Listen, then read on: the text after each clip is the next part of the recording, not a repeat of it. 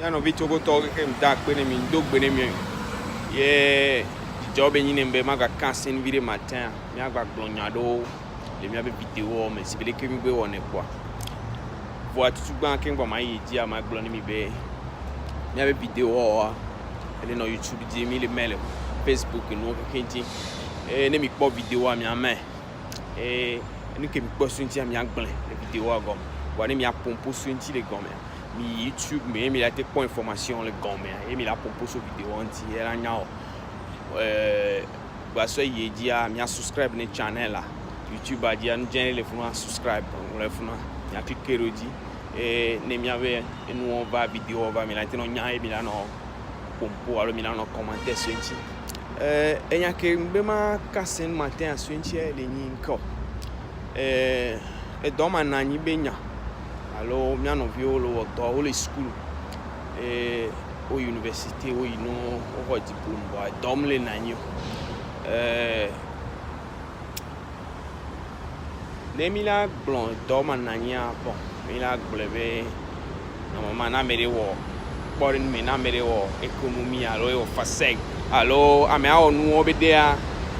e do la po dollar peut-être elle a $1 job mais alors là bon et donc caméra gbetti wa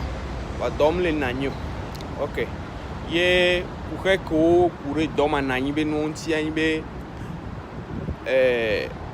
ola gbon lo mi la gbon be oh peut-être gouvernement me le créateur alors mi la gbon be school be diplôme la gbon le alors que le programme alo curriculum me le sokudo et dobe nous les terrains dikuto milana raison milana ngugbo to ke milana voix et nous gang que les non noir mais alors que milana point ko yin benko ne mi anovio me le wodo peut-être la ti blâmer alors milana ti so agbandaro ndeji oui nous on doit avoir responsabilité bon vion et no yi school yo do diplôme yo me le wodo gayamo yo le po vidéo nyon alo po mi vidéo de cabe wa nu ko wo yo me le wo do alo soson ko wo yo me le po do abio question le vidéo a gomme mi la do ntino en kai o la te wo en kai le be a wo egbebe nu keke e mo le gbe mi la so diga mo le mi la so odo même ne dom le mi anto cha mi asiwa nous que milité wa bon souvent le voilà mi bio question les gomme mi la no plan bugo to alors mi la no plan do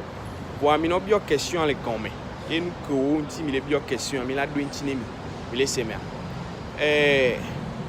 ba o gbon la nyare le mi abe nu me be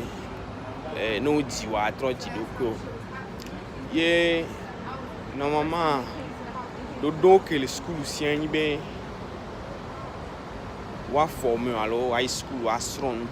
si bele ke gbe ya me like plan do kwa ne bende wa school to ajo isusu ba paji sugbon alo nu intellectuel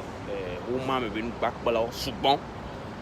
ye na mele wa gbede don ala me wa capital et donc ko bele na me school chan le si do pa pala po voir ne vide la no me na me ke school ala me ke pla do et donc ke be plan lu ke be pla do so ite pebu nke na nglon ne school ko le yi alo no school a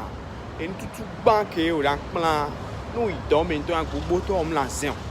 ye ameko school ala ameko sen ke le glon a ola na da série be nyao no school a en ko nte o da ve no le to mais c'est vrai be ndo di na ko plan le school wa de ke do abe wo yi na do a mugba ina be nu ko le plan le school la ke plan nu donc a pore nu me amenate yi mi so par exemple amele wo par exemple architecture alors ata non mene hotutu be nu plan be nu des missions architecture be bureau alors ameko tana plan couton ne hotutu a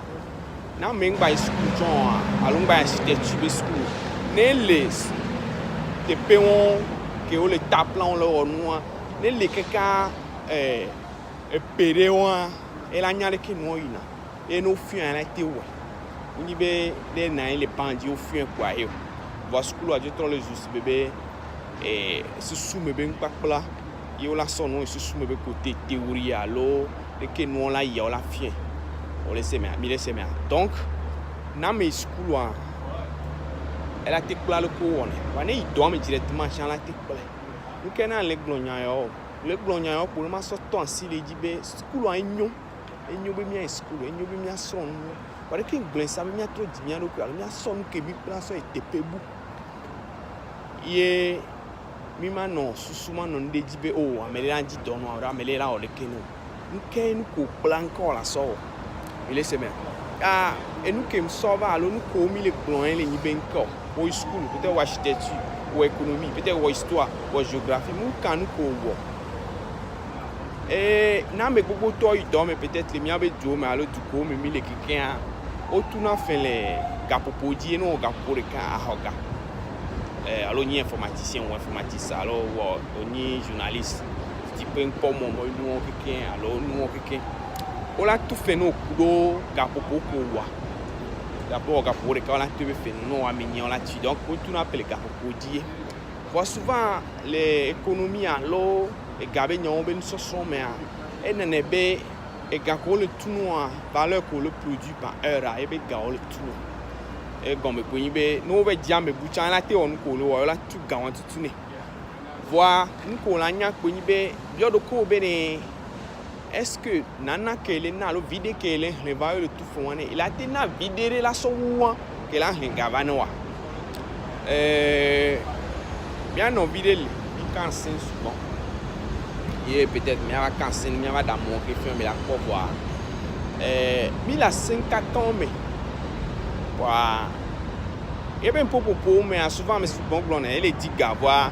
il y avait culture il y avait des connus mais on donne blonde gabignon non c'est bien il y a des tabous alors ma blonde bien voir min blonde c'est gabo les dit go voilà et bien pour mais elle dit là on dit que là les gabanes mais là te vivre parce que et plat d'or on a d'or voir d'or les lignes que bela bon ye mi jasen kaka nous que bela te wa mais nous gagner que be so ye nous que mi le blanc mo le wevo